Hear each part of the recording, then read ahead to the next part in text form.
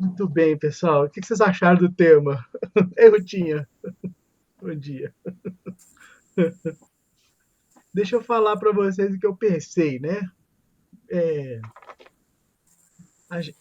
o pessoal que já estava vai entender, assim, num contínuo, né, do que a gente já vinha falando.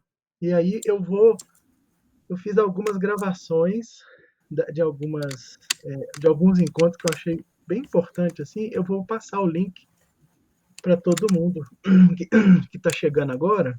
É um, é um, a gravação é desse jeito aqui, tá, gente? Como foi no dia. Então, assim, eu não editei nem nada. É só para vocês terem ideia daqueles eixos, né? Que eu coloco lá.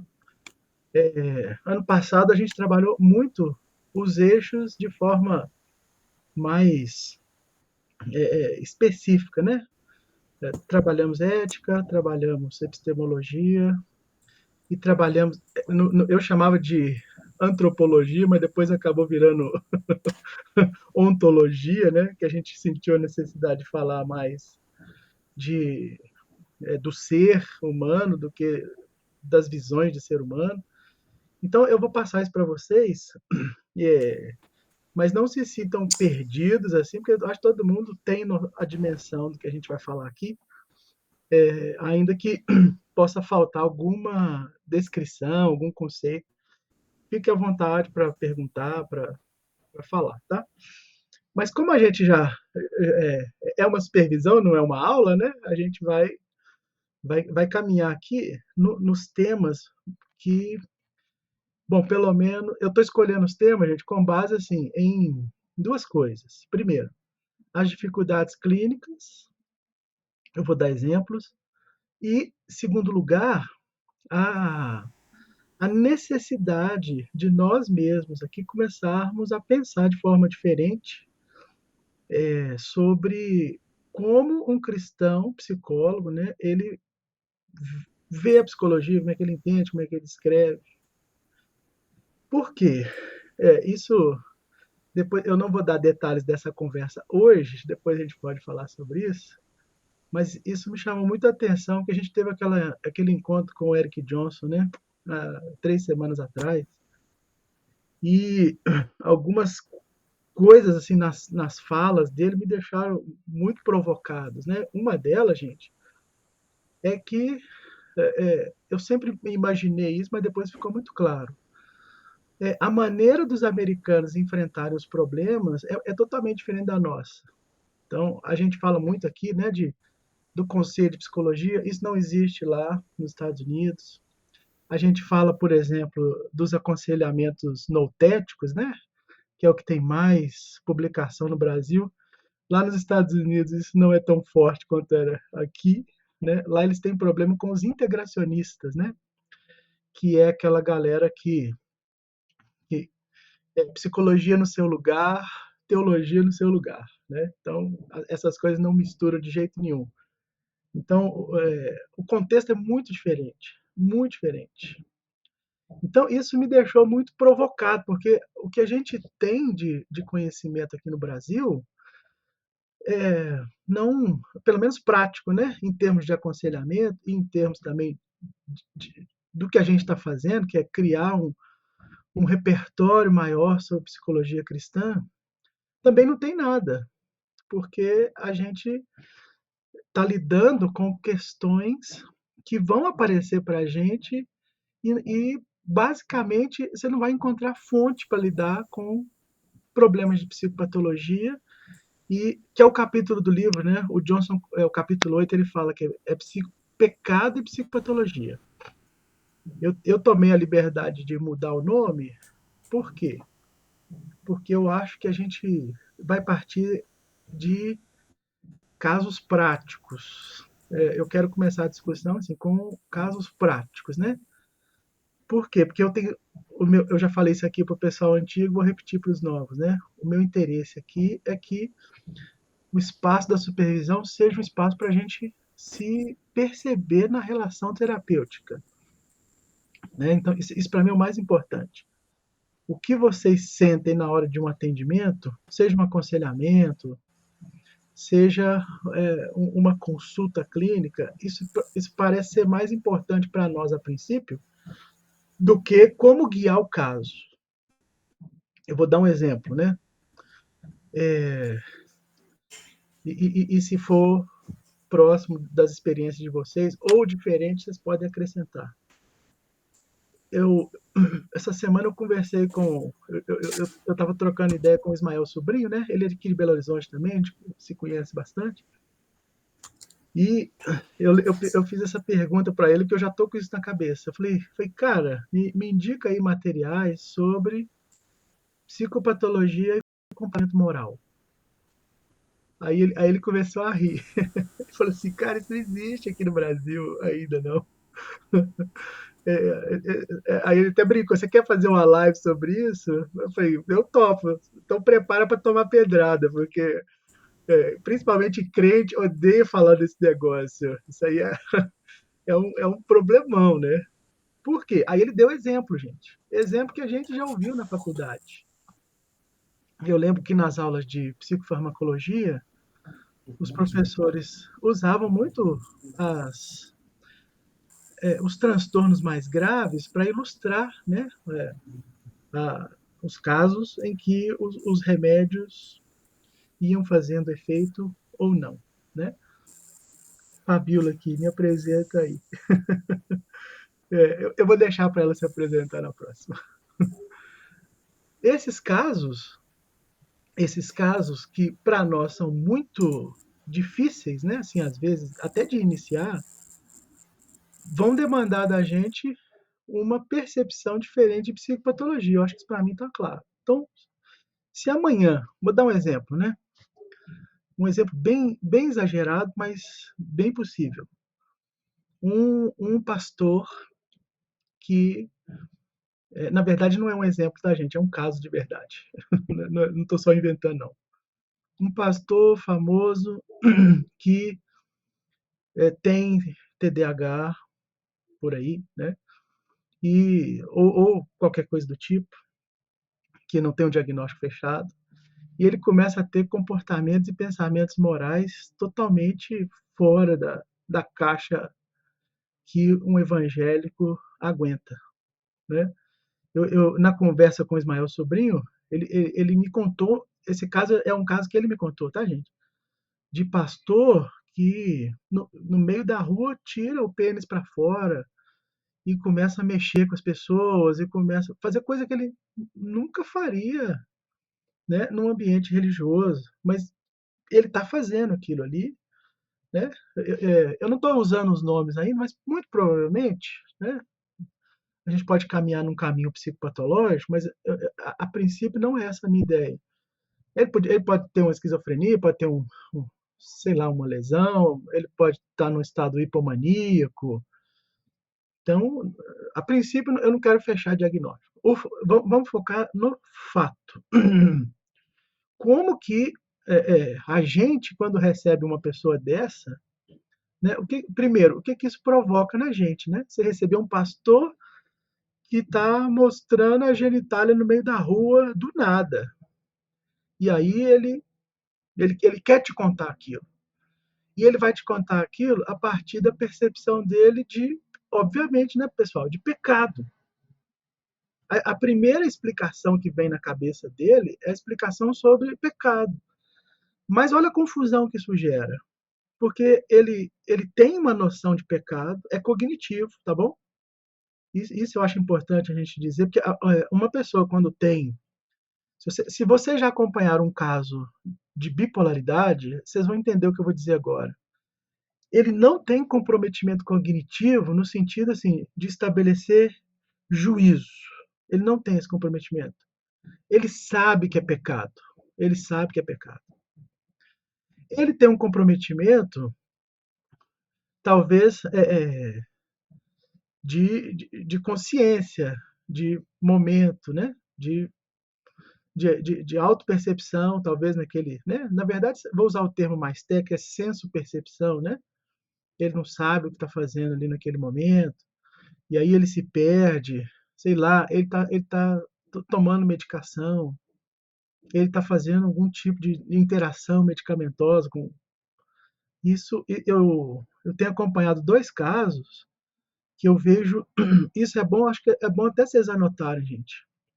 O número de gente hoje diagnosticado com TDAH que toma esses medicamentos, mais, tipo o Venvance é o número um, né, da escala da galera aí, e o outro é o Concerta. E, gente, tem estudos, eu já estou buscando isso, só que está tudo em inglês, se vocês quiserem depois eu mando para vocês alguns, né? Tem estudos que mostram que esses remédios interagindo num pico de hipomania causa isso tudo que eu estou falando para vocês. Se a pessoa ela está controlada e ela entra num estado hipomaníaco, quando ela usa esses medicamentos que são mais, né, o objetivo deles, vocês sabem, é fazer que a pessoa, né, vai controlar a percepção dela, porque não existe um remédio que vai lá na atenção, né? Ele está tomando por causa da atenção, mas a gente sabe que isso não existe, né? Não existe um remédio que vai lá na via tal, na área da atenção, isso não existe. Até porque, eu não sei se vocês se vocês acompanham essa discussão, mas hoje não se fala mais em estruturas, né? Se fala em sistemas. O cérebro é totalmente interligado. Não existe mais aquela coisa estrutural. Ah, né, existem as áreas, a área de Broca, né? A gente estudou isso lá, né? De Wernicke, que está ligado à linguagem, compreensão, não sei o quê. Mas a gente sabe que o cérebro é uma coisa só. Então, quando uma via ela é mais ativada do que outra, e talvez por isso ela faça aquela. A gente entende que aquela função está sendo feita por aquela área, mas isso não significa que é só a área que está atuando. É toda uma rede neuronal, né? Por isso que se fala muito de rede neural hoje, né? Não na informática, na, na psicologia, na neurociência mesmo, né? Existem as redes neurais que fazem os papéis que a gente espera. Tanto é que é daí que nasce a ideia de plasticidade do cérebro, etc. Por isso que eu falei do Phineas Gage lá, né? Que ainda é um caso emblemático assim para todo mundo, porque abriu um campo novo de discussão, porque a gente sabe que as funções executivas são no córtex pré-frontal, isso não mudou, obviamente, mas é, é, tem outros estudos que têm mostrado isso, né? Mostrado qual é a relação das funções executivas superiores à inteligência com a percepção moral da pessoa. Por que aquele cara estava fazendo aquilo? Por que esse pastor, né, está fazendo esse tipo de comportamento e ele sabe que aquilo é um comportamento moral, ele sabe que é pecado, ele tem né, os conceitos dele, ele tem toda uma base assim para falar sobre aquilo, inclusive, mas ele não dá conta de, de, de dar uma resposta, vamos chamar assim, né, para aquele problema. Então nós estamos diante de um negócio que não tem precedentes assim em termos de olhar, né? Eu peguei aqui, gente, vocês têm o Galdalahon? Não sei se vocês têm. Depois vocês abram aí na página 35. Não precisa ser agora, só vou indicar. Eu achei muito legal, porque eu já estou estudando isso há um tempinho. Eu achei muito legal o que o Dalgalahon coloca sobre o título do capítulo é assim, ó, os principais campos e tipos de psicopatologia. Ele mostra, né? Eu não contei aqui, mas são uma, duas, três, quatro, cinco, são seis, que são formas de ver. Né? Então ele fala aqui, ó, psicopatologia descritiva versus dinâmica, psicopatologia médica versus psicopatologia existencial, comportamental cognitivista versus psicanalítica, categorial versus dimensional, biológica versus psicopatologia sociocultural e operacional pragmática versus a fundamental. São áreas. Todas essas áreas de psicopatologia vão lidar com problemas psicopatológicos numa perspectiva, né? Aqui não é abordagem, tá, gente? Né? Embora ele cite os nomes aqui, você tem um campo teórico. Por quê? Por que eu estou te falando isso? Porque os psicanalistas, por exemplo, têm uma tendência, embora eles são psicodinâmicos, eles têm uma tendência a ser naturalistas também. Né? As explicações psicanalíticas nascem muito de versões evolucionárias. Né? Eu acho que todo mundo, Francine aí, que é psicanalista, pode confirmar. Né? Catarina também, que eu vi que está aí, né, que gosta mais da psicanálise, pode confirmar. Tem uma explicação muito ligada às origens. Às origens. Então, estou citando só essa como exemplo, para a gente não perder tanto tempo com isso, né, porque não é objetivo. Se cada teoria tem uma explicação psicopatológica, que é isso que o Gado Alarron está colocando aqui, então a pergunta que a gente tem que fazer é: qual que é a visão cristã sobre esse problema? Entende? Isso é o contexto, né, gente, que a gente está.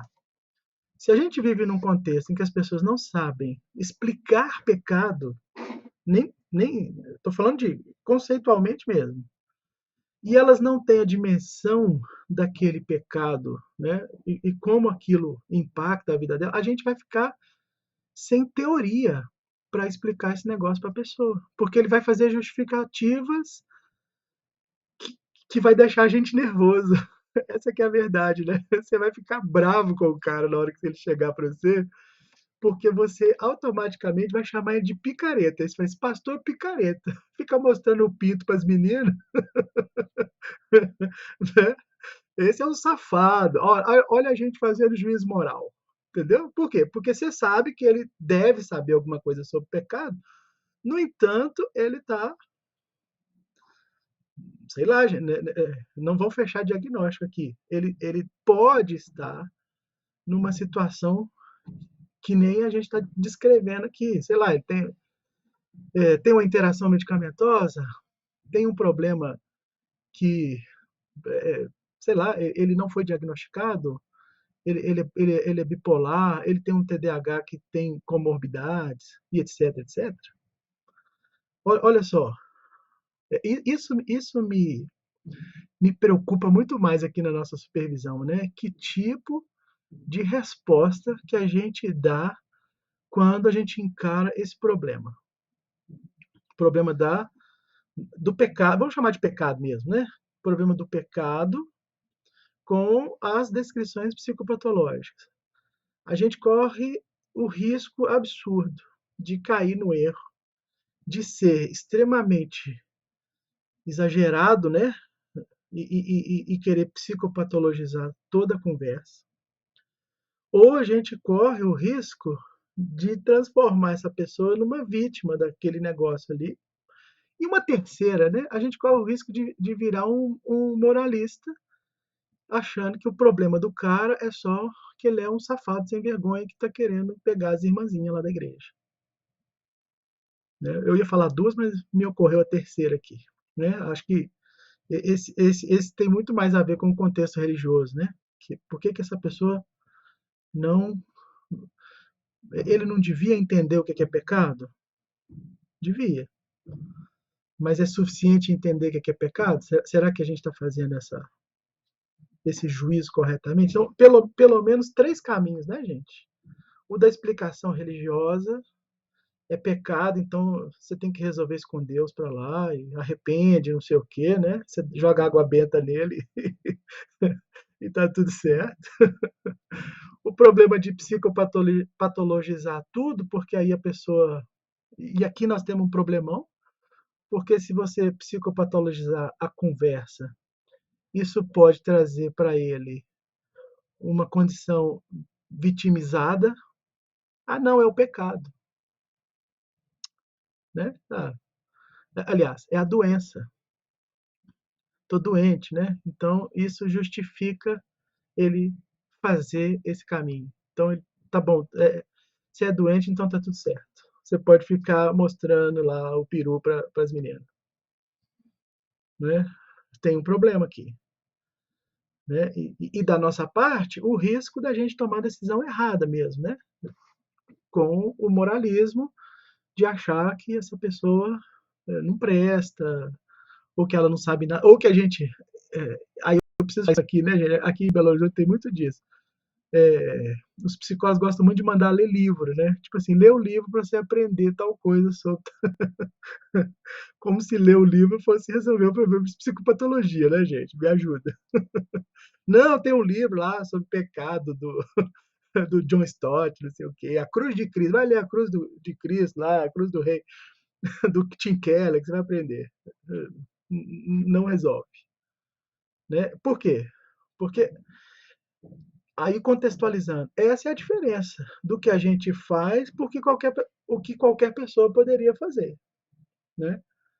Então, existe aqui um ponto que eu quero colocar em discussão para nós. Né? Eu quero ouvir vocês também.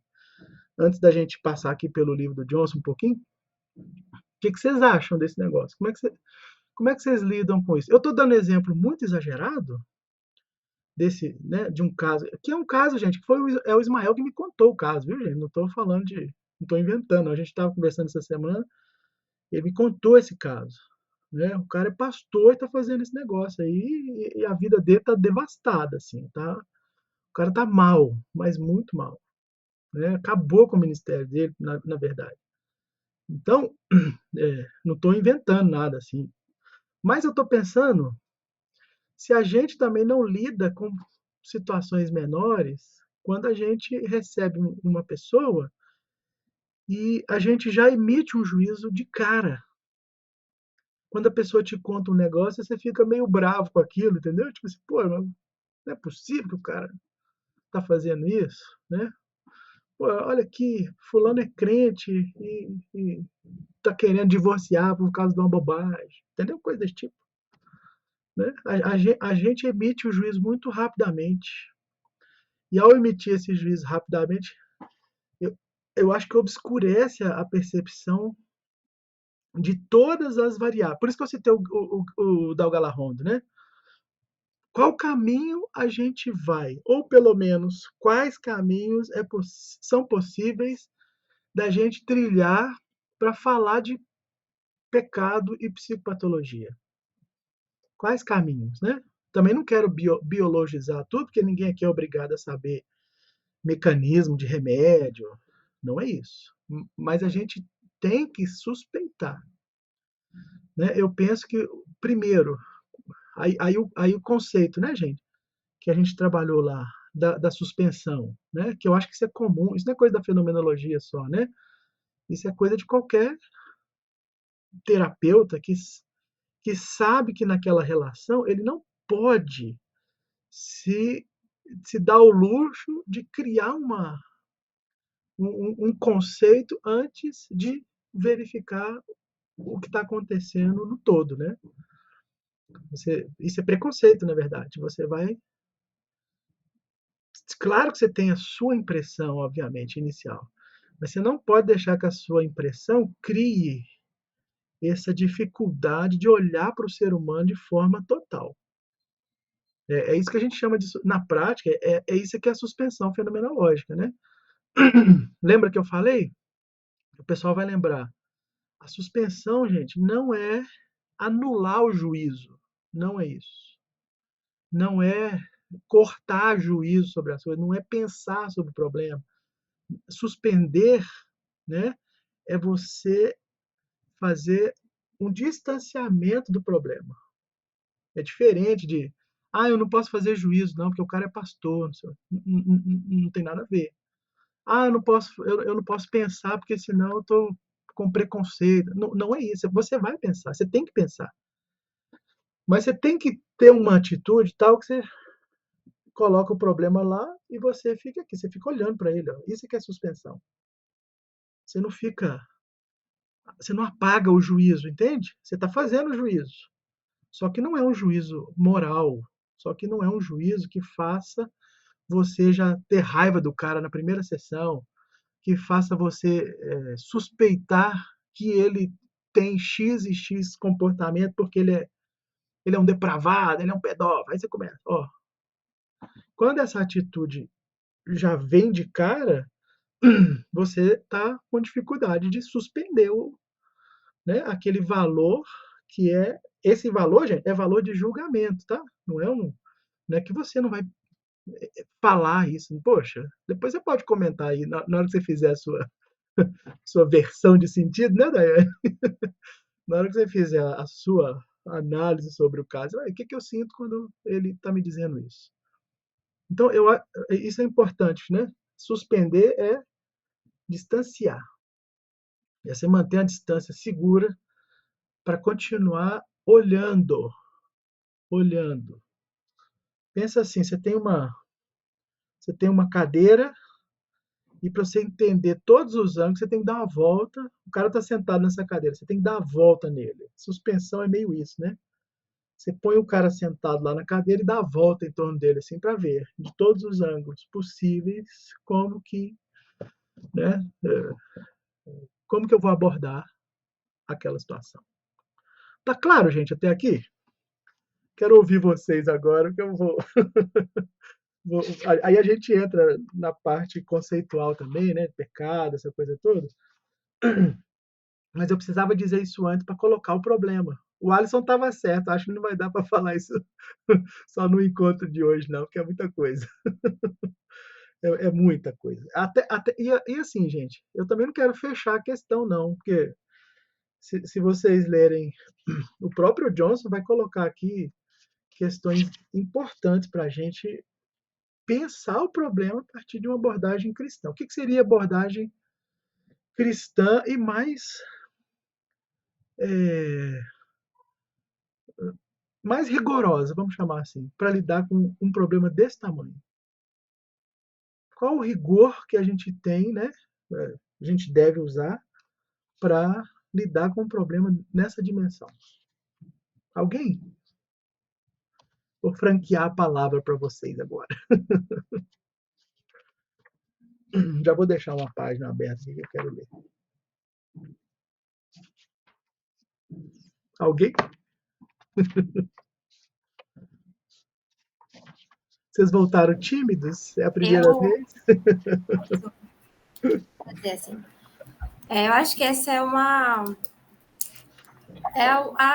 atenção, né? Uma atenção muito grande para nós que somos cristãos e psicólogos, essa questão moral e a questão psicopatológica, né? Uma atenção constante, os termos que são colocados isso.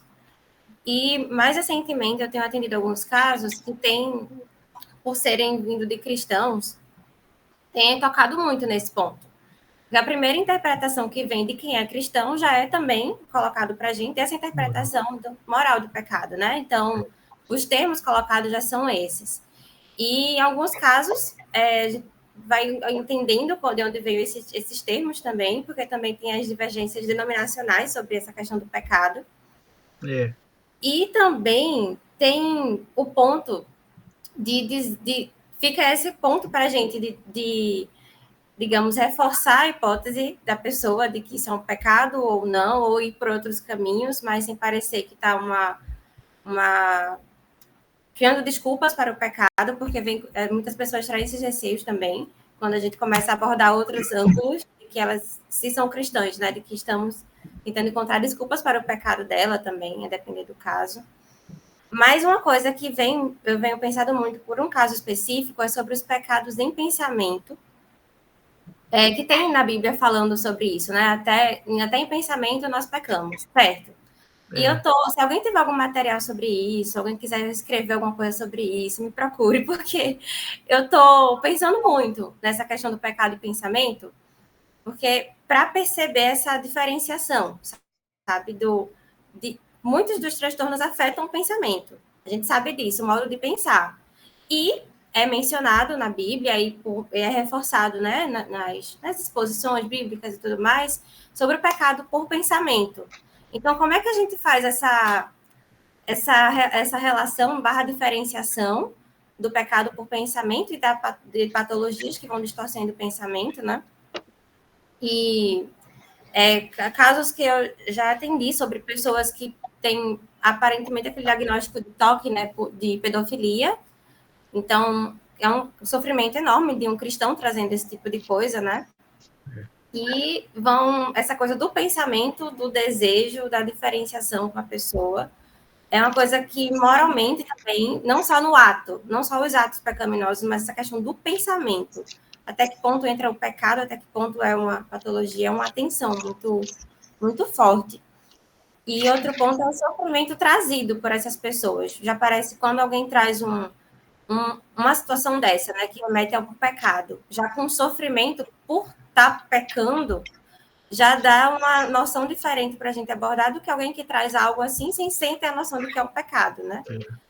E isso, eu não acho que eu nem fechei nada, mas é o que eu venho pensando agora, ultimamente, sobre essa questão do pecado, do ato, e eu estou precisando estudar muito isso para minha prática atualmente, né, dos casos de agora. Perfeito, Laís. É que, assim, gente, quando eu citar nomes, tá bom? Assim, eu não estou necessariamente falando mal, a gente precisa fazer denúncias, né? Mas como eu convivo muito com isso no ambiente teológico, eu preciso dizer para vocês que o que você está falando, Laís, é muito comum em todos os ambientes de conversas de pastores. Muito comum. Principalmente o pessoal do aconselhamento bíblico, porque eles. O que você disse é a pura verdade. As pessoas, né, no aconselhamento, elas são taxadas como pagão e publicano, né, pensando lá em Mateus capítulo 18, né, quando elas têm dificuldades com certos tipos de pensamento, de pecado, que são pecaminosos, vamos chamar assim. Mas ela não dá conta de abrir aquilo, porque ele vai ser taxado como um herege, um pagão. Isso que você está dizendo é uma realidade, eu diria, da maioria dos pastores. A maioria. Porque tem. Eu atendo muitos pastores, né, gente? Então, assim, quando os pastores têm problemas de pornografia, por exemplo, que você está falando aí, é muito mais comum do que a gente imagina. Porque se você vai lá num conselheiro, né, que ele não entendeu essa perspectiva que a gente está colocando aqui, ele vai te falar assim, cara, você é um malandro. Você tem que desligar seu computador e tal. Só que é o seguinte, ele pode ter um toque, sim, ele pode ter um. Eu não vou nem chamar de toque ainda, né? Ele pode ter um pensamento obsessivo que, que, que sei lá, eu ia falar causado, mas não é causado, né? Mas ele foi gerado a partir da experiência precoce com sexo na internet, etc. Todo mundo sabe disso. Né? Quem já atendeu pessoas que lidam com os pensamentos pecaminosos aí, a gente sabe a dificuldade que é ficar livre disso. A gente sabe. E, sinceramente, eu não sei, né, assim, eu tenho boas experiências sobre isso, né, nesse campo.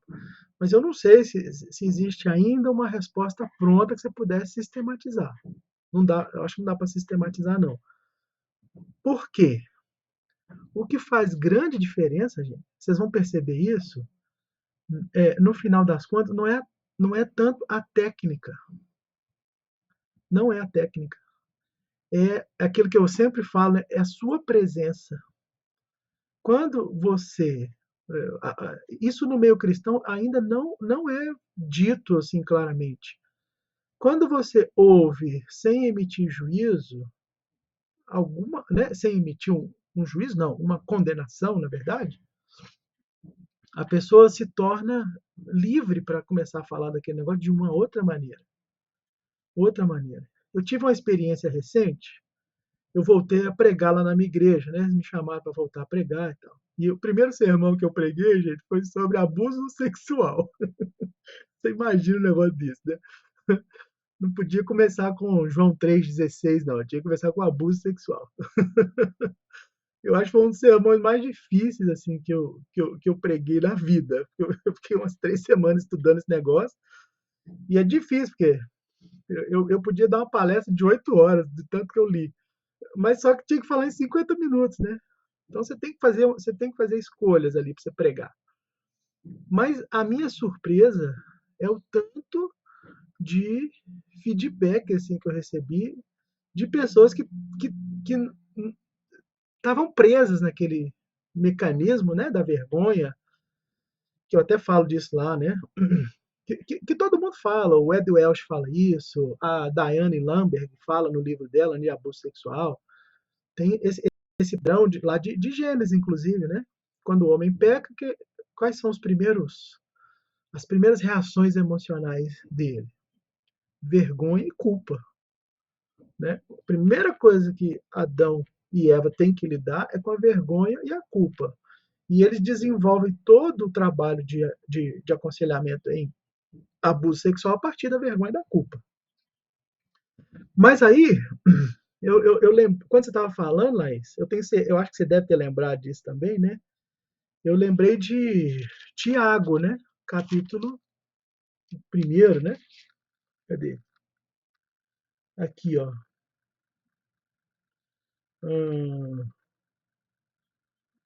que fala da natureza do pecado.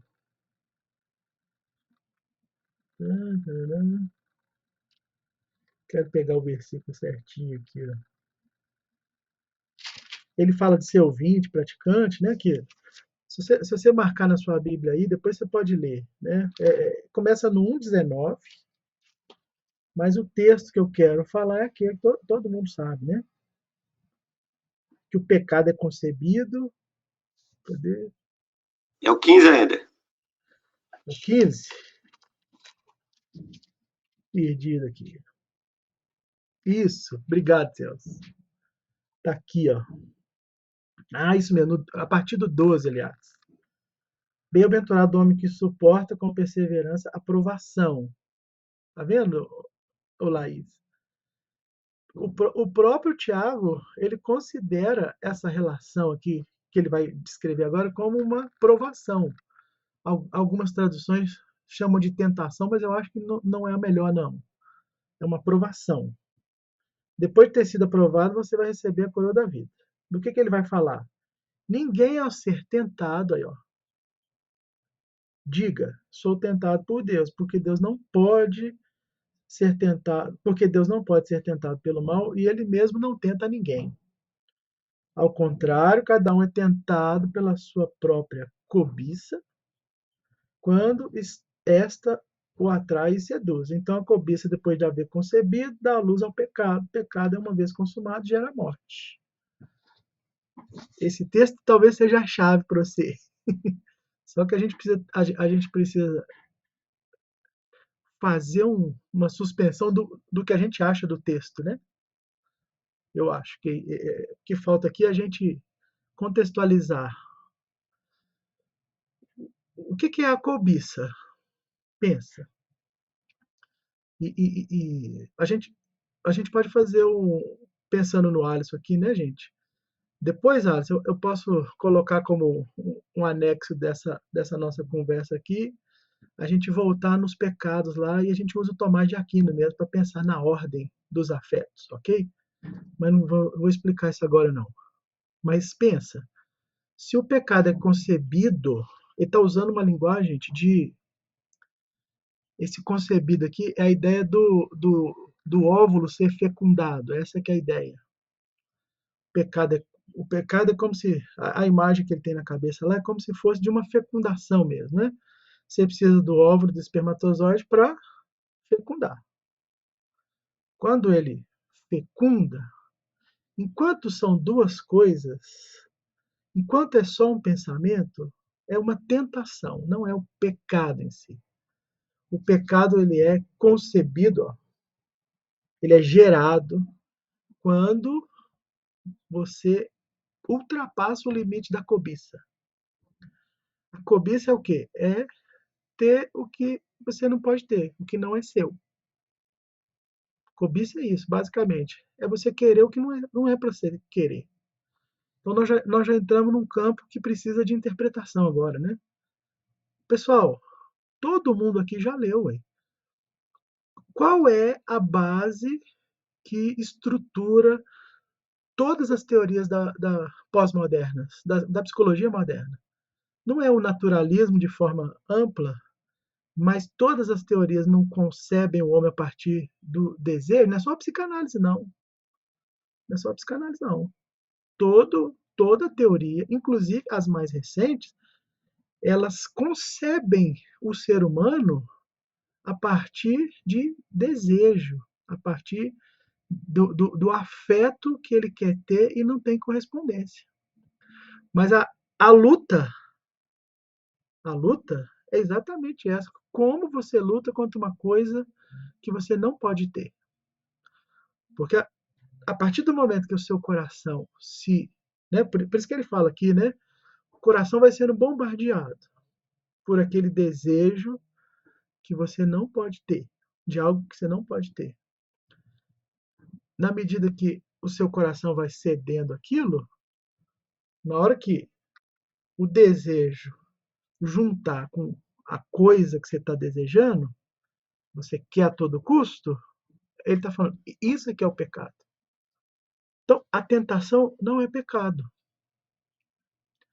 Aí, Laís, a tentação é o combate da mente, vamos chamar assim, né? É a mente combatendo, mas mente aqui eu não queria que vocês entendessem como se fosse só no sentido cognitivo, né? Não é só pensar, não.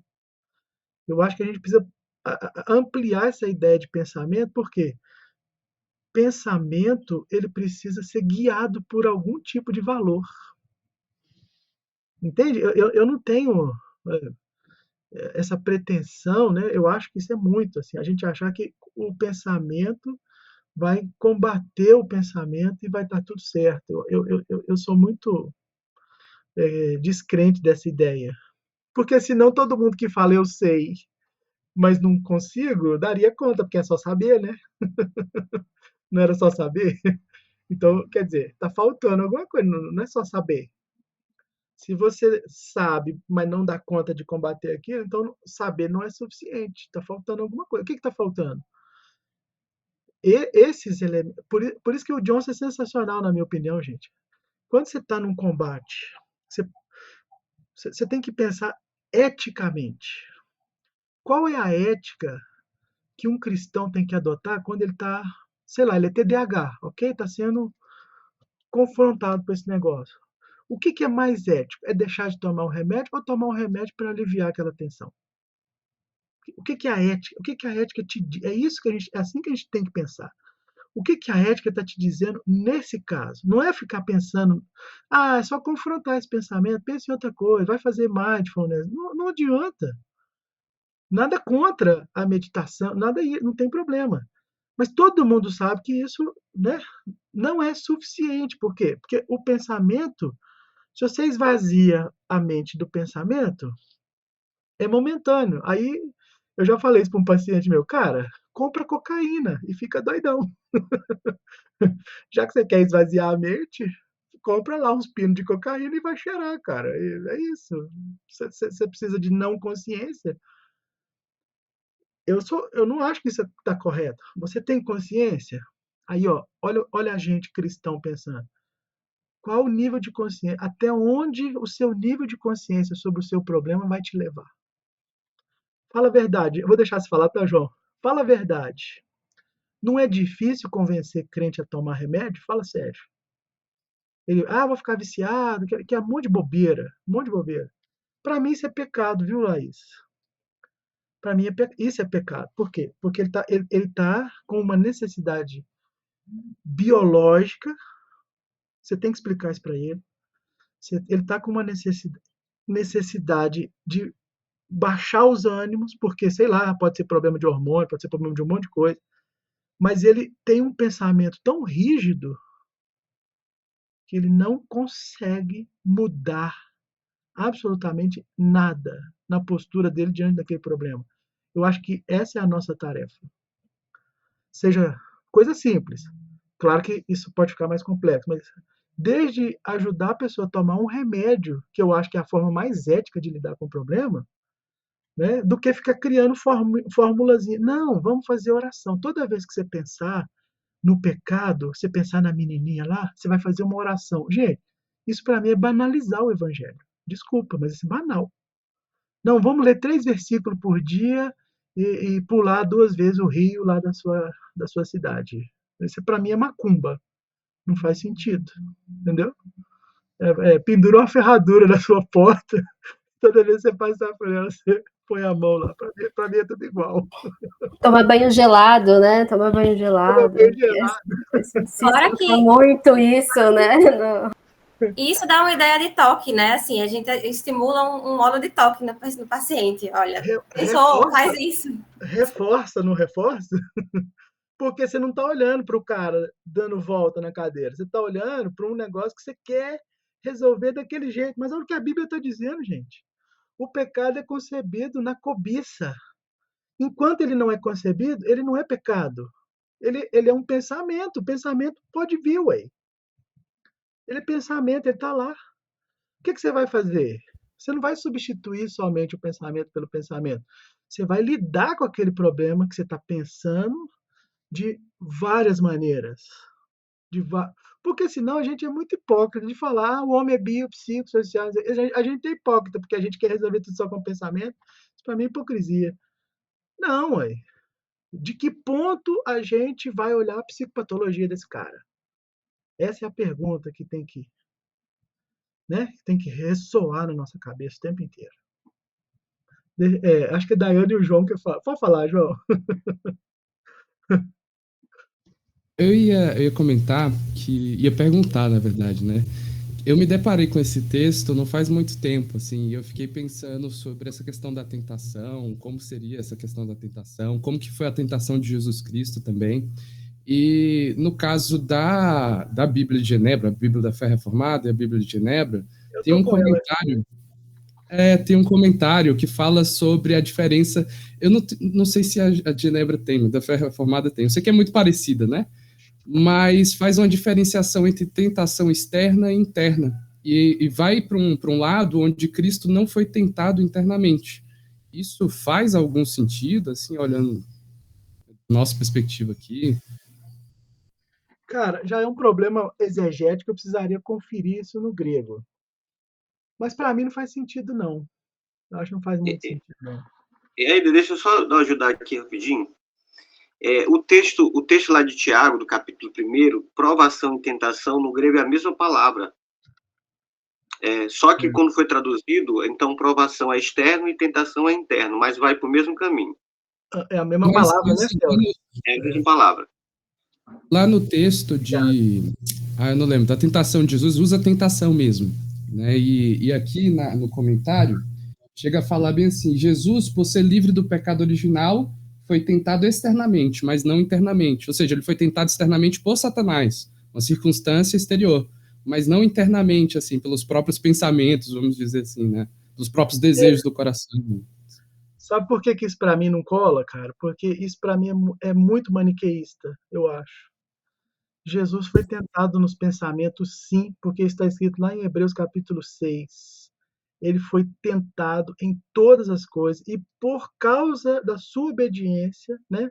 Tem Bíblia que fala assim, ele aprendeu a obediência pelas coisas que ele sofreu. Ou seja, ele foi tentado em absolutamente tudo. Ele tinha pensamento, sim. Ele tinha esse pensamento. É porque a ideia de tentação na Bíblia, por causa do diabo, Satanás, gente, a palavra Satã, é o enganador, tentador. Entende? Assim, essa ideia me parece, essa interpretação me parece maniqueísta, por quê? É como se a tentação fosse só algo externo, e o seu pensamento é uma coisa que é gerada de forma inata. E não é, a gente sabe que não é. Nesse sentido, toda tentação vem de fora. Por quê? Porque o sentido do mundo, ele é. Por isso que a gente tem que estudar o Tomás de Aquino um pouquinho, viu? O Tomás de Aquino chama essa imagem que entra na cabeça de fantasma. O que é o fantasma? É a caneta, né? Ó, olha para a caneta, aqui. Quando ela entra na sua cabeça como imagem, ele chama de fantasma. Não existe, eu vou afirmar sem medo de errar, não existe nada na sua cabeça que não tenha vindo do exterior. Não existe. Impossível. É Você que o só. conhecimento começa pelos sentidos, né? Desculpa te interromper. Esse é o objetivo da razão. A razão, ela quer dar significados para o mundo, entende? Ela olha para o mundo, apreende o mundo e coloca o símbolo aqui dentro. Coloca o símbolo aqui dentro. Eu acho que eu dei esse exemplo pessoal aqui. Foi uma aula do mestrado que eu fiz com o Jonas. O Jonas deu um exemplo falando sobre isso. Talvez eu já tenha citado aqui, o pessoal vai saber. Mas para quem não conhece, olha o exemplo que ele deu. O Jonas chegou na aula e falou assim: quem aqui conhece o casuar? Dá uns, quem não conhece, dá um vácuo, né? Aí, o que é o casuar? Olha a razão perguntando. O que é um casuar? É um objeto? Uma pessoa? É o nome de alguém? Você não tenha a imagem. Você não pode pensar sobre algo que você não conhece. Por quê? Porque o objetivo da razão é esse. A razão ela é limitada.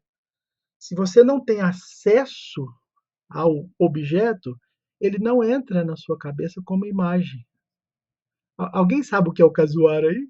Aliás, alguém conhece?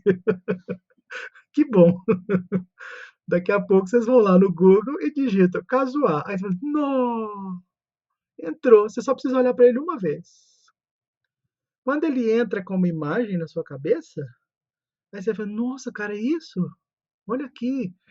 Aí você, a razão é tão impressionante que ela começa a fazer perguntas sobre o negócio. Olha, parece isso, parece aquilo. Olha a razão tentando colocar forma no mundo. É por isso que a Bíblia diz, né, gente, que Deus criou o mundo vou mudar, pelo sentido. Deus criou o mundo pelo sentido, pelo logos, pela palavra. Por isso que logos é uma palavra extensa, né? Deus cria o mundo pelo sentido, por quê? Porque na hora que a imagem entra na sua cabeça, você automaticamente começa a se relacionar com aquela coisa. Isso existe no mundo. Isso está lá. Isso existe. Ok, o casuário é um objeto. Tá certo? E os pecados? Vamos transplantar isso para um outro nível. E o pecado? E o pecado que você tem que lidar com ele? Ele nasceu na sua cabeça? Ele, né?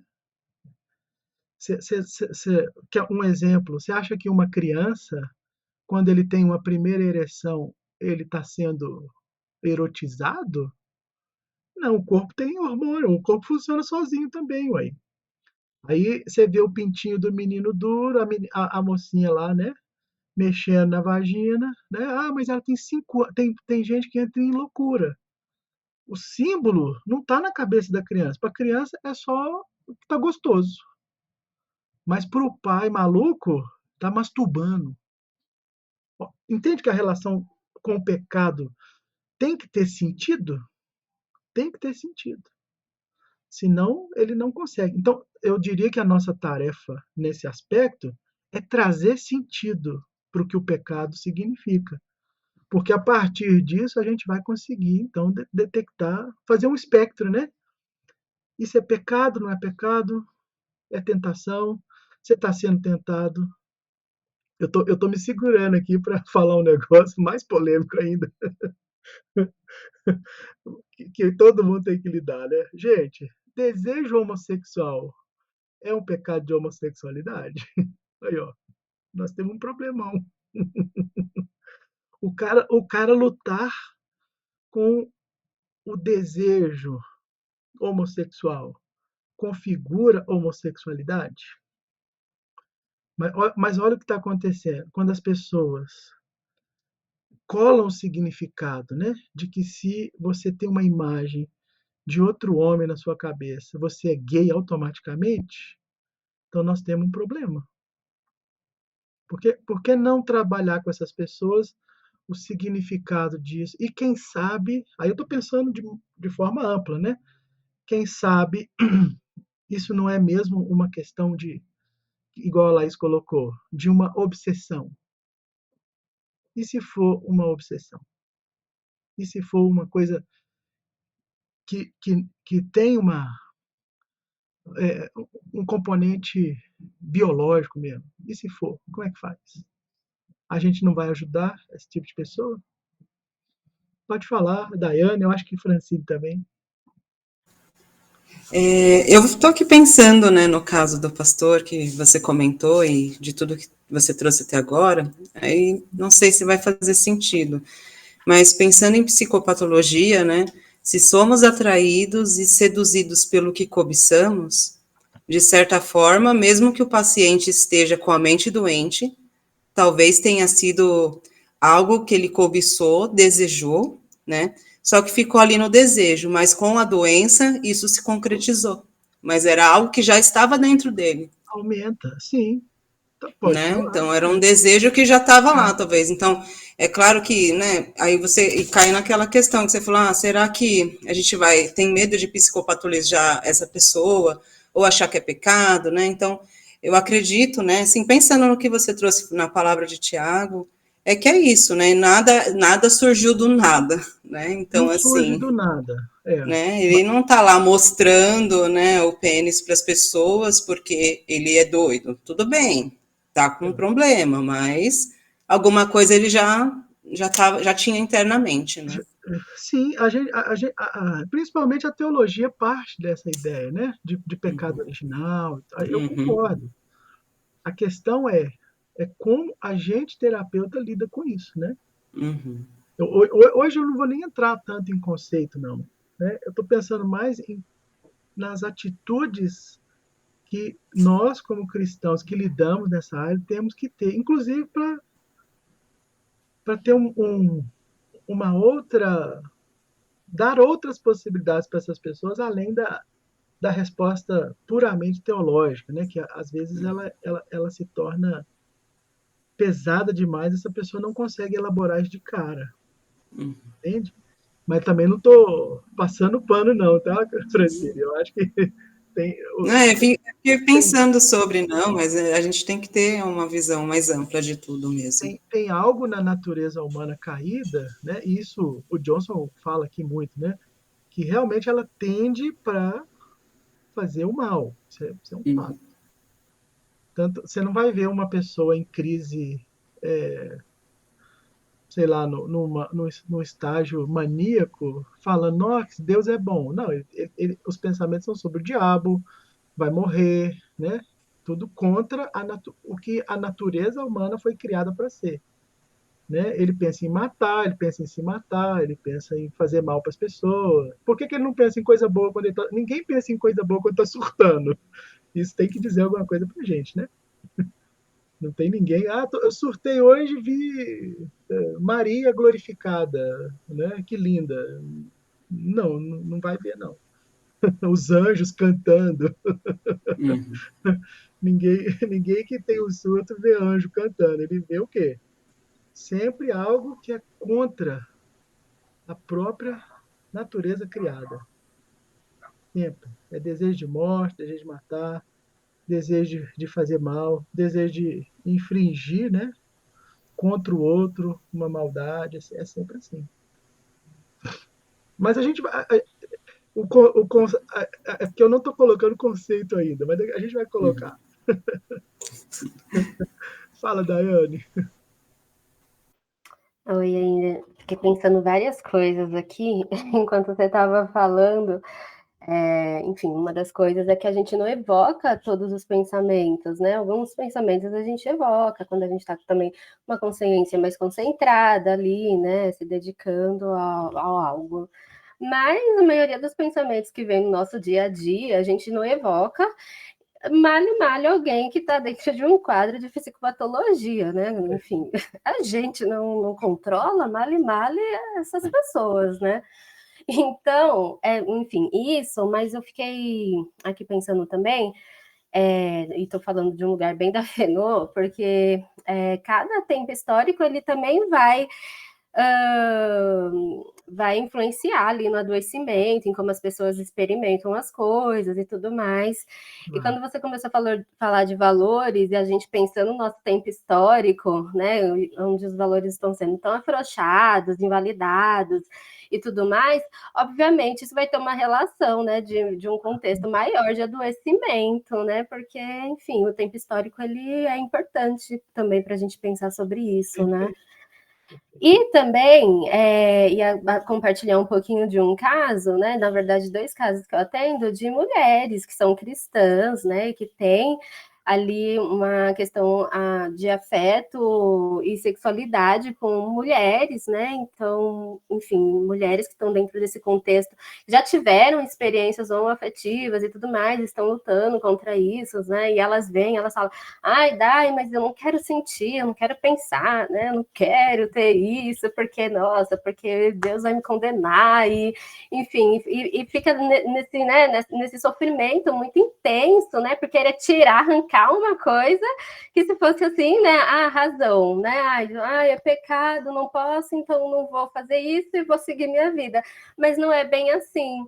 Então, eu tenho conduzido na compreensão mesmo, né, de como essas coisas vão afetando, né, como que isso foi construído, quais são as bases, quais são os princípios e os valores que ela vai se apoiando, como ela consegue trazer isso para os afetos, né, como ela consegue fazer essa conversa para ficar, porque tem essa questão, né, da tentação, do pecado, né, então vai surgir, né, uma hora ou outra vai surgir de novo, e depois vai ter outro episódio, e, enfim, mas como que ela vai dialogando, né, nessa conversa interna aqui, nesse fluxo, das opções, né, como um ser livre, né, um ser de escolhas que ela né, como que ela pode ir conduzindo a própria existência, o próprio ser dela a partir daquilo que ela é importante, aquilo que ela tem de base, né, os valores, os princípios, e não sei, isso tem tornado, né, o diálogo interno com essas mulheres um tanto mais acolhedor, assim, possível, sabe? Sem só essa coisa do que, você está condenada porque você gosta de mulher, né? Ou porque você já teve um caso, ou porque você já foi casada, né? Então, tira isso, né? A gente também consegue aprofundar mais na pessoa, né? De entender o que ela gosta, né? O que quando ela fala, né? De, sei lá, gosto de uma mulher, o que ela gosta, né? O que ela está querendo, de alguma forma, quais são as necessidades afetivas que estão envolvidas ali, por que ela encontrou isso numa mulher, e aí ela que vai dar o sentido, ela que vai poder falar sobre a experiência dela, que é a suspensão, né, também da Fenô, né? Enfim, ela que vai poder falar sobre isso para mim. Eu não posso ir lá e já dizer, nossa, olha, ixi, já era, né? Ixi, já era, tá em pecado, tem que se arrepender e pedir perdão, né? Então, tem sido uma experiência bem rica e de aprofundamento, assim, para compreender esses afetos, assim, né? Tem sido bastante interessante.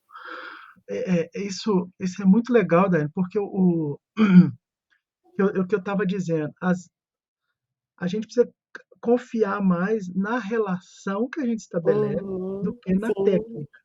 com certeza. Porque eu acho que a técnica, gente, não é que eu não sou anti-técnica, não, tá bom? Não estou desprezando. É que se ela vem antes da pessoa, você vai perder essa pessoa. Porque o que você está me dizendo, Ayane, é muito. Acontece muito. Já aconteceu muitas vezes comigo, né? Muitas. Da pessoa. Deixa eu dar um exemplo que eu acho que vai ilustrar bem o que você está dizendo, né? Quando uma pessoa chega te dizendo sobre desejo homossexual, por exemplo, e ela, sendo cristã ou não, tá? e ela aponta para aquele caminho ali como se fosse assim a única coisa que determina a vida dela, se a gente não tem uma percepção maior da pessoa, você vai ficar contando os casos de pensamentos que, né, você vai ficar ouvindo, aliás, os casos de pensamento ou de experiências homossexuais que essa pessoa tem. Mas se você, por exemplo, se interessa por isso de outro jeito, por exemplo, sobre a necessidade de afeto, não necessariamente de alguém que é do mesmo sexo ou do sexo oposto. Isso acontece muito comigo, né? E geralmente na primeira sessão a pessoa diz, nossa, cara, eu tenho uma namorada e não sei o quê. A minha pergunta é assim, então tá, o que que é essa namorada? Eu não pergunto isso. Eu falo, é mesmo? Você, você encontrou alguém que vai te completar? Você sentiu isso aí na relação? O que, que você está esperando na relação? Mas, gente, tanto homo como hétero, a pessoa vai falar a mesma coisa. A mesmíssima coisa. Ah, eu queria alguém que fosse assim, assim, assim, assado, fiel, não sei o quê. Ué, mas a mulherada também quer um homem assim, ué. Isso não é um problema homo ou heterossexual. Isso é um problema de significado, de valor. O valor humano que a gente precisa acreditar é o valor que a pessoa humana tem necessidade. Todo mundo tem necessidade de afeto. Todo mundo quer encontrar alguém bacana. Todo mundo quer se ligar de alguma forma numa experiência, né, de relacionamento que dê certo, que você possa confiar. Vai para o nível do valor, porque a gente vai ficar ouvindo casos como é que foi a noite passada. Isso cansa. Ah, ontem eu beijei, transei a noite inteira. Isso não faz sentido numa sessão de terapia. Mas ela quer falar disso, né? Porque a frustração dela é com o que aconteceu na noite lá. Mas a experiência que realmente diz respeito ao que ela está procurando, ela às vezes nem toca. Por isso que às vezes sessões de terapia ficam enfadonhas, porque a pessoa não consegue chegar no nível em que você precisa levar ela. Para mim, entende, Daiane? Eu acho que esse é o tipo de suspensão que a gente precisa treinar mais a fazer. Porque também, você viu que eu estou emitindo. Aí eu tenho teorias na cabeça para fazer isso, mas eu estou emitindo um juízo praticamente sobre a pessoa humana, não sobre aquela pessoa que está diante de mim. Eu sei, isso é antropologia, né? Eu sei o que toda pessoa humana precisa. Então, o caminho para chegar até a necessidade da pessoa que está diante de você é o caminho de qualquer ser humano que quer ter um relacionamento. O Johnson fala disso aqui, né? Dos relacionamentos. Inclusive, deixa eu ler para vocês aqui o trecho.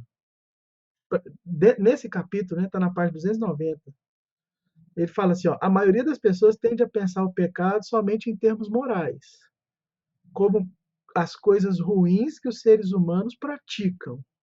Mas isso é superficial demais. Eu amo o Johnson. Eu amo ele. Aí ele cita o Kierkegaard, já começa com o Calvino, Kierkegaard, né?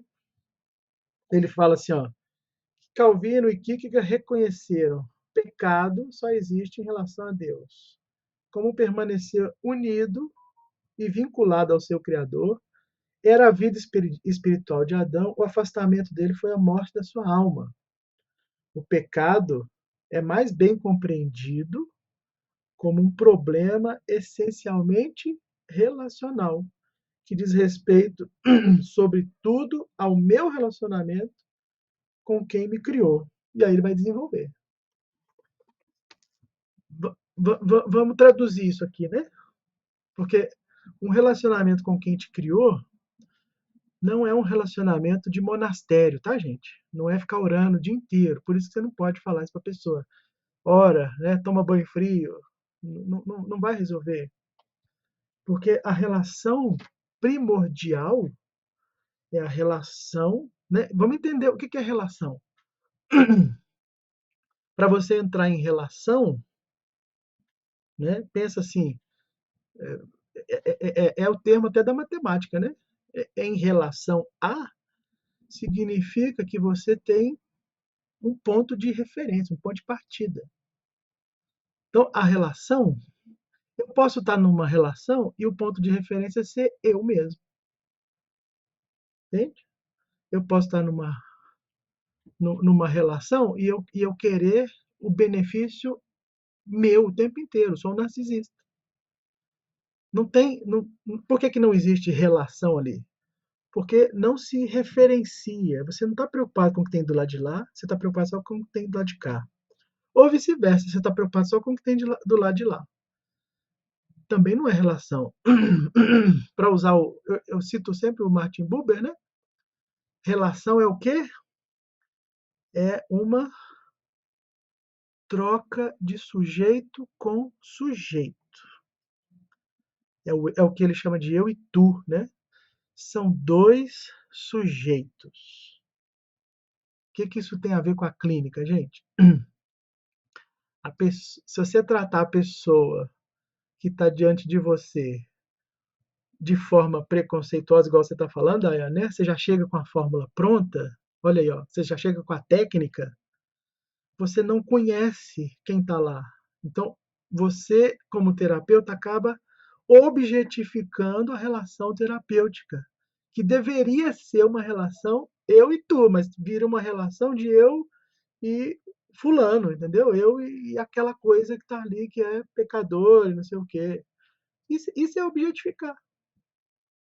Você transformou a relação terapêutica, que tinha que ser uma relação eu e tu, né? Para ser tu, ele tem que te mostrar quem ele é, ué. Ele tem que falar do problema dele.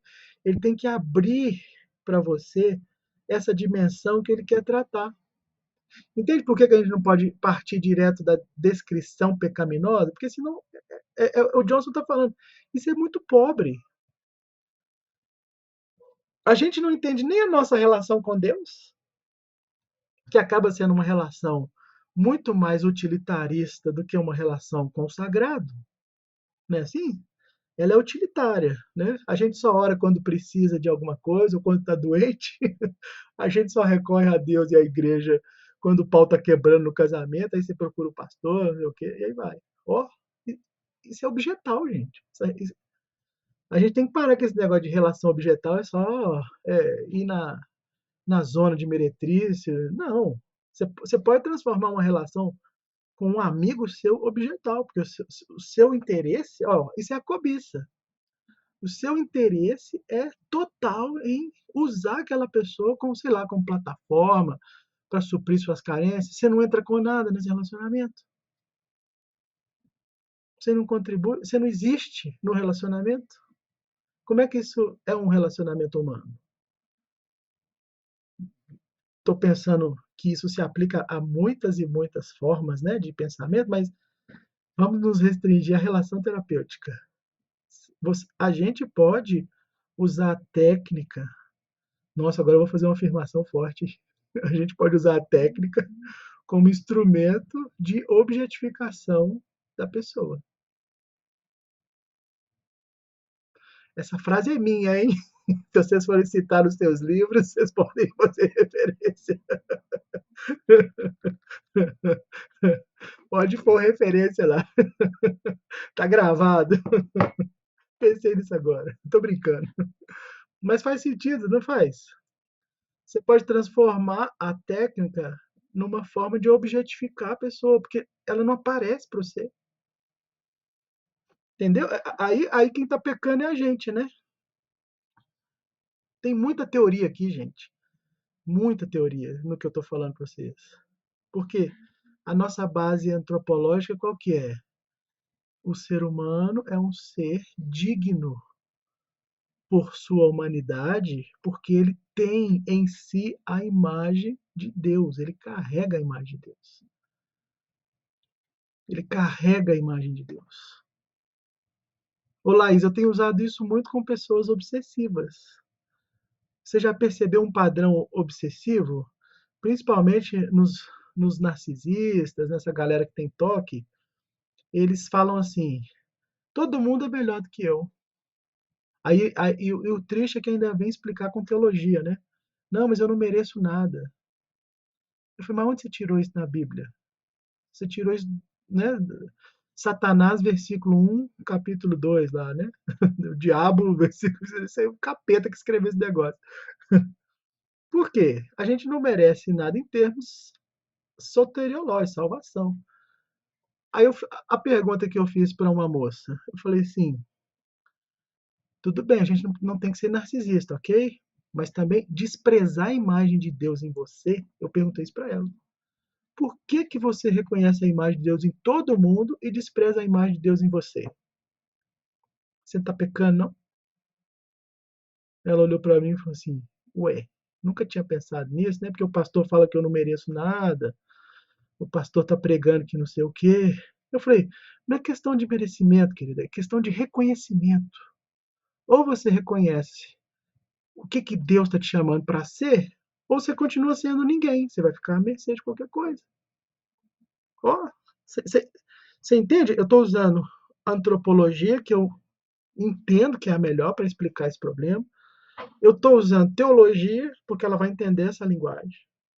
E estou pensando aqui, agora, né, com base no que a gente está dizendo, que se ela realmente tem um problema psicopatológico, não é só um pensamento, não. Agora a gente está modificando a estrutura dela. E se esse toque, essa obsessão nasceu de uma experiência frustrada com a relação dela com a igreja ou com a teologia que ela veio? Porque isso pode acontecer. Pode acontecer. Você pegou lá um conselheiro maluco que tudo para ele é pecado, não sei o quê, não pode, não pode, não pode, não pode. Mas você nunca olhou para essa pessoa como pessoa. Olha aí. Quem somos nós para distinguir, né, o que é pecado ou não é na relação que essa pessoa tem com as coisas, gente? Não dá para partir desse ponto, não. Isso é muito perigoso. Isso é pecado. Porque nem a Bíblia trata isso dessa forma, né? A Bíblia, eu já citei para vocês aqui o livro do McIntyre, né? O Além da Virtude, que a gente vai voltar nele outras vezes. Mas ele essa noção de que a virtude brota de determinadas posturas que, dependendo do nível de pecado que você está enfrentando, você não tem como escolher entre um pecar e um não pecar. Você pode escolher entre um pecar muito e um pecar menos.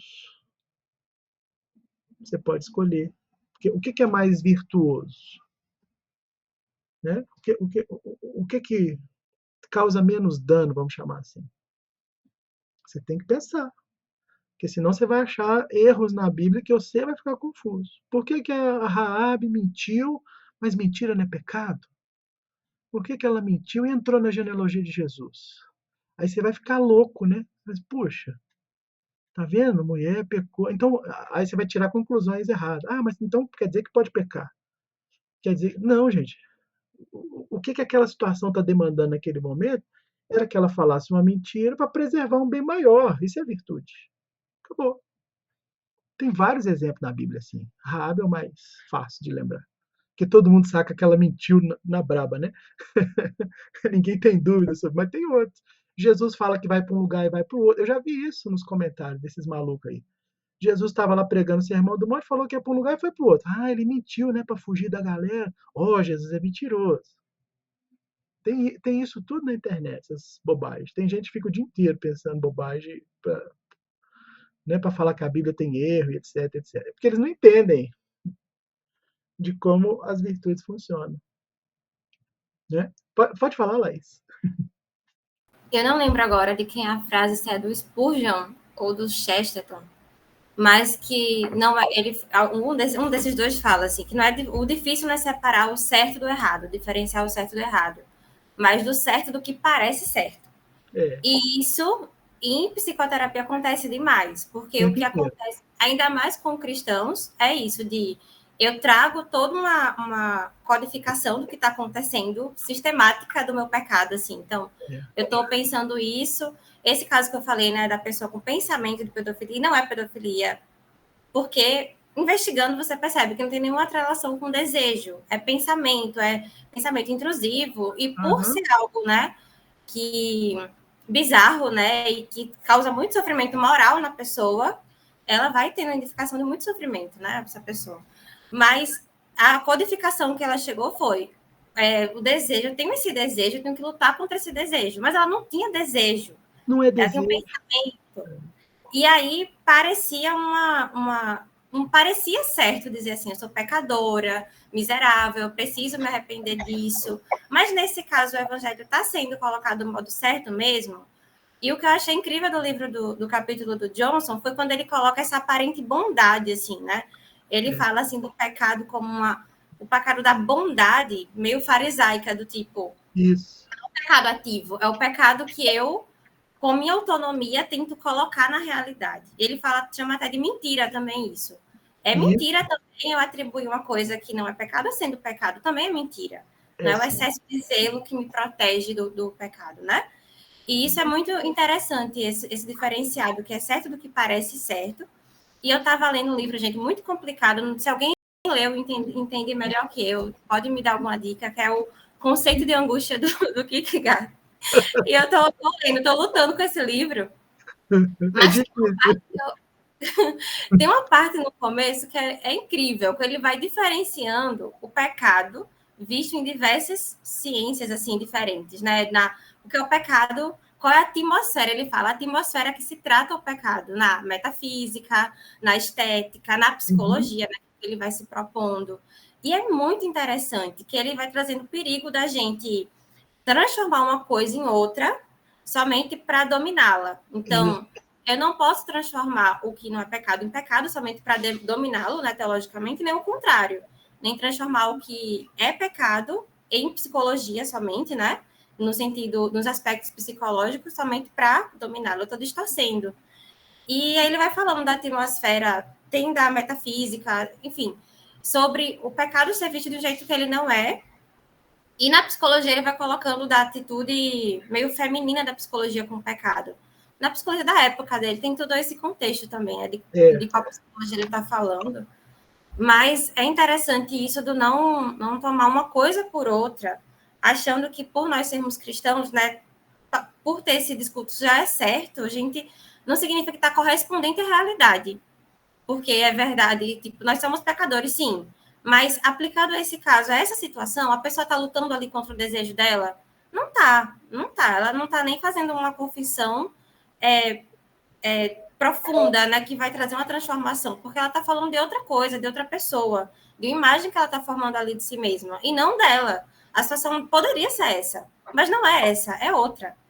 E isso vai trazendo um perigo muito grande, né? Porque é uma coisa muito preciosa o evangelho também, para estar instrumentalizando de um jeito tão genérico. Exato. E é isso. Muito bom. Obrigado, Laís. Perfeito.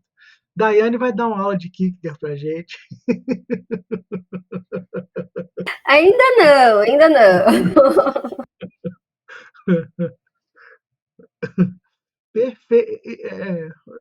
Perfeito, gente, isso que a Laís acabou de colocar, né? Porque olha a confusão da desordem. O que a desordem causa, né? A gente está vivendo um período, Laís, que as pessoas não sabem mais o que é desejar e o que é pensar sobre determinadas situações. Então, como não tem, né, eles não têm esse repertório, a gente acaba ficando, né, um terapeuta, né, pensando na gente aqui, se você parte só da sua técnica e abandona aquela pessoa que está lá com esse tipo de necessidade que você está trazendo aqui, não é muito mais fácil fazer um juízo dessa pessoa que ele é um pecador sem vergonha e tal? É muito mais fácil, né? Muito mais fácil. Mas quando você tem um interesse genuíno pela pessoa, de ajudar ela, aí, Laís, isso te coloca num outro lugar nessa relação. Que é o que eu estava dizendo. Nessa relação, você, junto com ela, passa a ter um papel diferente nesse tratamento. Porque não é ler um livro, entendeu? É por isso que eu estava dizendo para você, o papel do terapeuta na relação é muito mais importante do que a técnica. Porque olha o que você está dizendo, você está ajudando essa pessoa a fazer uma distinção que é absurdamente difícil de fazer, mas que você, porque conhece, né, e já entendeu que ela tem uma demanda especificamente nesse campo psicológico, que é o pensamento, não é o desejo, você tem muito mais possibilidade de ajudar ela e porque você vai ser certeira, né? Aí, Laís, é isso. Eu acho que tem que ir lá na TCC mesmo. Tem que ir lá. Ó, esse aqui é um pensamento, né? Você chama lá, tem uns nomes, né? De disfuncional, né? Você tem pensamentos persistentes aí em outras teorias. Agora a gente pode partir para a teoria. Né? Por quê? Porque você já distinguiu o problema. Não significa necessariamente. A nossa questão aqui não é dizer o que é pecado ou não é, né, simplesmente, mas também não podemos banalizar o pecado. A estrutura pecaminosa está lá, né? Então, como que a gente ajuda? Você ajuda com todo esse repertório de, cara, vamos trabalhar os pensamentos. Aí sim, ó. Por quê? Porque ele já confia no que você está dizendo para ele de um jeito diferente. Então, ele modifica, ele precisa da sua ajuda, porque agora ele realmente estabeleceu a confiança. Eu tenho um caso, Laís, de uma. Olha que interessante isso, né? Esse foi difícil. É uma mãe, eu não sei se eu contei isso no final do ano passado, mas ela me procurou porque ela teve depressão pós-parto. Eu já tinha atendido ela há uns 2 anos atrás, mas ela teve filho. E ela voltou, assim, muito mal, mas teve um, né, aqueles 2 primeiros meses ali do nascimento, ela ficou ruim, mas ficou ruim. Só que à medida que a gente foi trabalhando, ficou muito claro que o problema não era só o bebê, sabe? Eu tive um insight assim violento, lembrando também do que eu já tinha atendido ela. Ela falou que tinha melhorado e tal, mas só que ela tem um toque violentíssimo, mas poderoso. O bebê desorganizou a vida dela. E ela estava achando que era depressão. E não era. Tudo tinha a ver com a desordem. Chegava ao ponto dela acordar de madrugada porque ela lembrava que tinha uma mamadeira virada de cabeça para baixo, que ela tinha lavado, não estava suja não. Estava virada de cabeça para baixo, que tinha que colocar em tal posição lá no escorredor, porque no outro dia tem que acordar a tal hora. É milimétrico. Só que a criança desorganizou ela. Aí passou um pouquinho de tempo, eu falei, cara, isso não é depressão pós-parto. Eu já atendi um monte de mãe assim. E eu dei o diagnóstico para ela. Aí eu falei, e olha que eu não faço isso com tanta rapidez assim, não, mas eu já conhecia ela, né? Eu falei para ela, você tem um transtorno obsessivo sério. A gente precisa tratar isso agora. Gente, parece que o mundo dela virou assim, é mesmo. Ela começou, só de eu falar isso, ela já começou a fazer conexão sobre o que ela estava fazendo. E você quer saber o que ela falava para mim? Eu acho que isso é pecado, viu? Ela falou isso o tempo inteiro para mim. Não, isso é pecado. Meu marido não sei o quê. O meu sogro é pastor, não sei o quê. Então, tipo assim, eu tô sendo uma má esposa. Olha a mente da pessoa, gente. Eu tô sendo uma má esposa. A única coisa que ela conseguia enxergar e explicar era pecado. Ela falava isso toda hora. Não, mas isso é pecado. Não é pecado? Não sei, ela ficava perguntando, né? Não é pecado fazer assim? Olha o que eu estou fazendo. Olha meu marido. Olha não sei o quê. Coitado, meu marido tem que trabalhar, não sei o quê, e eu não tô conseguindo ser assim, assado. Gente, é de dar dó. É de dar dó, porque ela está tratando essa questão a partir de uma perspectiva apenas, né? Do pecado. Isso é pecado porque eu não estou dando conta. Quando você entende a relação e coloca ela para funcionar do outro jeito, você já está fazendo. A menina mudou, mudou. Claro, está com dificuldade ainda, né? Inclusive dificuldade de tomar remédio, que agora é o próximo passo. Inclusive essa, né? Já começou a tomar um remedinho lá e tal, eu falei, vamos melhorar esse negócio aí. Tem que quebrar esse padrão, né? Vocês entendem que o meu ponto é esse, não é só a cognição, a razão, o conhecimento, não é isso. Tem algo que estabelece, para a gente lidar com o pecado na psicopatologia, você precisa entrar na relação, porque você é um terapeuta e está te procurando como terapeuta, como conselheiro, você precisa entrar na relação para conhecer essa pessoa em profundidade mínima, né? Para que você consiga ter a tal da visão holística da pessoa. Outro erro, né? Que eu vejo que a gente tem cometido. A gente acha que visão holística é uma visão fragmentada da vida. Vai fazer exercício físico e vai resolver sua vida. Não vai, não. Não é colocar um monte de mais coisas na vida dessa pessoa que vai. Na verdade, você está fragmentando a vida dela. Se o exercício físico, a dieta, o não sei o quê, o hobby, a meditação, a viagem, não entrar na vida dessa pessoa como um todo, para de receitar esse negócio como se fosse, entendeu? Uma pílula da academia, né? Vai para academia. Se a academia não entrar na sua vida como parte da sua vida, sem sentido nenhum, não vai resolver absolutamente nada. Não resolve. Por quê? Porque você não está tratando a pessoa, você está tratando o problema que ela está te trazendo, né? Extraindo o problema ali. Ó. Ups. Vamos resolver isso aqui com a academia, vamos resolver isso aqui com remédio. Então, o tal do biopsico, social, né? Cultural, que a gente já falou, ético, espiritual, não é só colocar coisinhas na vida da pessoa, não. Senão, é o que a Laís falou. A gente pode estar errando, pecando, né? Com uma boa intenção. Né? Fragmentar a pessoa ainda mais, né? Não ajuda, porque ela, na hora que ela for para a academia e ela continuar sentindo os mesmos sintomas, ela fala assim, o psicólogo me enganou. Eu achei que agora era só colocar a academia na minha vida que ia resolver. Né? Não é. É o conjunto das percepções dessa pessoa vai mostrar que ela é um todo.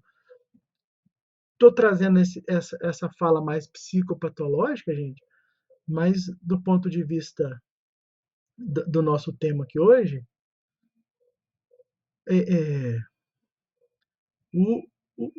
o quesito moral aí, a gente tem que aprender mais sobre o que a gente está chamando de moralidade. Né? Que nível de moralidade a gente entende para lidar com esse tipo de questão? Como aí é uma preocupação minha com cada um de vocês, né? Como você reage moralmente diante de certas situações que vão aparecer para você lá no seu consultório, no seu gabinete? Qual que é a sua reação?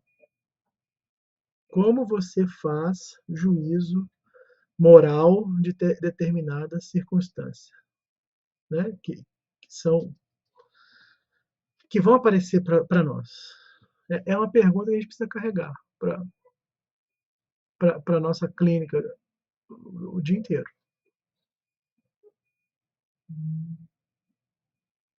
Tá claro? O Alisson, você mexeu aí para falar? Parece que eu vi você. Não, eu tava anotando aqui Achei que você tinha levantado a mão. Não, na verdade eu fiquei com uma pergunta, assim, mas até pela questão do tempo não vai dar pra entrar, então depois a gente pode, vê. Acho que tem 10 minutos ainda, vamos lá. É que eu fiquei muito com, pelo menos assim, pensando em algumas pessoas que eu tenho atendido, né? Pensando bem, talvez eu esteja fazendo esse movimento mesmo de dar certas direções fragmentadas na expectativa de que um resultado geral aconteça, vamos dizer assim, né? Só que ao mesmo tempo, pensando bem, eu acho que também acabo caindo, vamos dizer assim, numa requisição do paciente, vamos dizer, sabe? E aí, te ouvindo, né, as meninas, o pessoal, eu acabo refletindo mais, caraca, será que eu não percebi que eu meio que caí nessa de a ansiedade, vamos dizer assim, do paciente me coloca nessa posição de dar resposta, né? E aí eu tive um atendimento essa semana que me gerou isso, assim, né? E aí é muito engraçado, porque agora eu tô começando a me conhecer um pouquinho mais, me conhecer um pouquinho mais como profissional psicólogo, né? E aí eu começo a perceber as minhas reações também, né? Então, aconteceu uma situação num atendimento que, depois que terminou, tanto a paciente quanto eu, no final, a gente sentiu que teve um atrito, assim, foi desconfortável, vamos dizer, né? E aí é engraçado que quando termina o atendimento, aí mais no final do dia, né? Eu chego na minha esposa em crise existencial profissional, né? Eu devo ser um psicólogo cocô mesmo, né? Porque, cara, eu passei por uma situação de tarde e tal. Aí, graças a Deus, minha esposa já me conhece, já sabe quem eu sou. Tá, senta aqui, tá? Você tá cansado, você tá com fome, tá? Depois a gente ora, sabe? Graças a Deus eu tenho ela pra me ajudar. Mas é no sentido que eu fico agora pensando, e como fazer para, eu não sei se esse é o melhor termo, mas tirar o paciente desse lugar, onde ele quer, de certa forma, respostas rápidas, onde ele quer que você dirija ele. Eu sei que você sempre falou pra gente ainda, né? Em última instância, nós que estamos dirigindo o processo. Eu acho que agora eu tô começando a entender. Mas o dirigir que eu particularmente tento aplicar nos meus atendimentos não é dirigir no sentido de faça isso, é isso que vai dar certo e acabou, e se não der certo é culpa tua. Que acho que é o que muitos pastores acabam fazendo. Mas é no sentido de o que faz sentido para você, para que diante dessa direção, juntos a gente vá e faça esse movimento. E aí o que gerou, acho que atrito na sessão foi isso, que meio que eu senti da paciente, tipo assim, tá, mas eu não quero que você vá comigo, eu quero que você me direcione, eu quero que você fale o que eu tenho que fazer. E eu falei, mas eu não trabalho assim, eu não faço assim, eu não vejo a terapia assim. E aí foi meio que me gerou crítica, tipo assim, cara, será que eu realmente tô falhando, eu não tô vendo o que tá faltando, e ela tá me cobrando isso, e realmente é uma falha técnica, profissional minha, e aí que eu entro na crise, né, então passou já os dias, eu tô mais em paz, tô bem, não tô chorando, tá tudo tranquilo. Mas é porque realmente é meio que um calcanhar de Aquiles meu, assim. Lembra que você brincou comigo no grupo, Ainder, né? De sistematizar as coisas. É meu isso. É meu, né? E é o que você falou, de a gente tentar não aplicar um preconceito, um prejuízo sobre as situações. Então, eu acho que eu ainda tô aprendendo a lidar com isso, que eu ainda funciono de maneira meio sistemática, e quando alguém me confronta de certa forma que eu não estou sendo, eu entro em crise e falo, cara, tô falhando nisso. Só que olhando bem para essa sessão em específico dessa situação, eu não me arrependo. Porque eu não acho que eu fui antiético, eu não acho que eu fui antiprofissional, eu só literalmente não dei o que ela me pediu. Porque eu acho que faz até parte do processo ela entender que nem sempre ela vai ter o que ela pede. Ou do jeito que ela quer, né? E aí é que eu acho que foi. Então, eu tô com pelo menos 3 pacientes, 3 moças que eu tô atendendo que eu sinto que é isso. Eu tento transmitir isso, tento convidá-las para esse lugar e meio que elas recuam e tipo, não, mas eu quero assim, eu quero que me entregue assim, eu quero que seja assim. Você fica, não, mas vamos, ó, mas você percebe que isso influencia aqui, que tal, não são partes, né, distoantes, mas que se comunicam, se interferem. Não, eu sei, mas e assim? Mas esse é o meu problema, você não tá tocando no problema. Eu fico, cara, mas sinceramente, eu acho que eu tô. Só que eu não tô tocando de maneira direta ou de maneira responsiva no sentido de dar a solução da coisa. Mas parece que a pessoa não vem, não sai desse lugar, entende? E aí eu me sinto meio que travado. O que nós estamos falando aqui, então, podem ser frases para você usar, cara. Olha, como é que você quer um direcionamento se eu não sei quem você é? É assim que mata, checkmate, entendeu? Você precisa confiar no que eu estou fazendo Então, aí eu falei isso. Aí a pessoa vira e fala, mas eu não sei quem eu sou, Alisson. Aí você fica, pô, mas eu vou falar quem é você? Eu não acho que eu tenho esse Por isso direito. que você tá aqui, ué. Entende? Eu não acho que eu tenho esse direito de dar a tua identidade. Eu acho que eu Não, posso fazer parte do seu reconhecimento e dessa construção, mas você, não de dizer quem é você. E a pessoa meio que trava, porque te parece que ela espera que você diga quem ela é, sabe? não, então, você não vai dizer quem ela é, mas você vai ajudá-la a descobrir. Esse é o que a gente está fazendo, né? Porque também não se trata de dar essa resposta para ficar brigando, porque, pelo visto, a moça é bem dura, né? A questão é o seguinte: essas perguntas são para você. Eu acho, mano, que uma das formas de lidar com isso é usar da intermitência nos temas. Eu acho que eu já falei isso uma vez. O que você pode fazer, cara? Você vai pegar durante a sessão uma coisa que te chama a atenção e deixa passar batido. Você anota. Cara, sessão que vem eu vou perguntar isso. Você já abre a sessão perguntando. Porque você interrompe esse processo de ansiedade dela, de querer. Ela está querendo objetificar você, entendeu? Para você ter a direção da sessão, você não precisa necessariamente provar que você é mais poderoso do que ela. Você tem que provar para ela que você está disposto a caminhar com ela de um jeito que ela nem percebe. Então você fala, cara, você falou um negócio semana passada que eu queria ouvir mais. Me fala aqui. Tum. Você já desarmou ela. É simples. Entendeu por quê? Porque o paciente também está querendo te objetificar. Ele quer resposta rápida. Ele quer uma formulazinha de 3 passos para sair da ansiedade. E você não vai dar isso para ele, que não existe. Entendeu? Essa quebra depende de estar no controle, não é controle empresarial, é controle no sentido de que você sabe o que você está fazendo. É isso. Quem tem que saber o que está fazendo lá é você, né? Ela não. Você sabe. Ela, ela vai te apurrinhar, ela vai te chatear, ela vai te cobrar coisas. Ah, tô te pagando, você entendeu? Você me falar isso, você vai me falar outro negócio? Eu tenho um paciente que ele fala isso. Agora você devia falar isso para mim, não. Você devia falar assim: é isso mesmo, faz o que você quiser. Eu falei: então você procura outro maninho. Eu não vou falar isso, eu não acredito nisso. Eu ainda falo rindo e mando um beijo para ele. Eu falei: ora, você tinha que falar. Não, não tinha, não. Você me desculpa aí, mas eu não tinha que falar isso para você, não. E eu faço uma brincadeira. Mas volta aqui, ó. Me fala esse negócio. Ó, acabou. Eu não posso ficar bravo porque tá querendo me ensinar a fazer, entendeu? Isso não pode. Senão você perde a pessoa. Ô, gente, de fato, é muito assunto, né? Então nós vamos continuar. Eu sei que alguns de vocês vão atender agora. Um beijo, Daiane. Tchau, gente. Tá? Obrigada por hoje. Até a Obrigado. próxima. Eu vou Tchau. colocar umas instruções lá no grupo aí pro pessoal que tá chegando. É isso mesmo, a gente quase chega às 10 horas, porque um monte de gente aqui vai trabalhar agora às 10 horas, vai atender. Eu anotei aqui, eu vou colocar uns textos lá, um pedido. Eu acho que eu lembrei de Laís, vou colocar para você. Se eu lembrar o link aqui, acho que foi o Nenê que me mandou isso. E vou colocar também um vídeo sobre um link do Spotify que eu achei sensacional, de um filósofo falando do Kierkegaard. Vocês vão gostar pra caramba. É um vídeo longo, eu ouvi, genial, genial. E a gente continua esse assunto daqui 15 dias, então.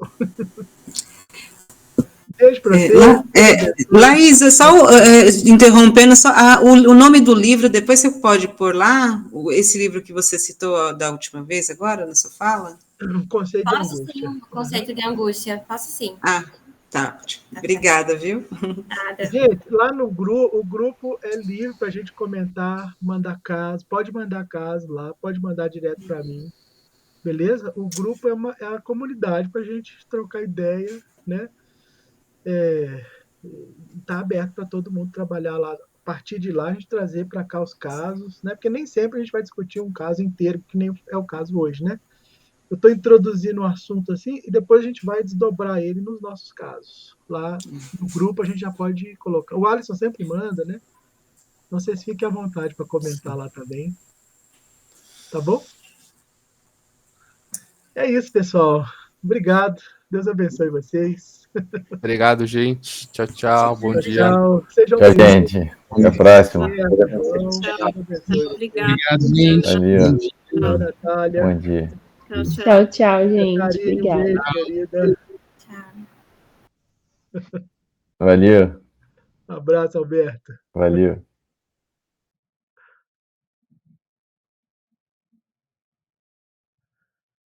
É isso, tem que ouvir a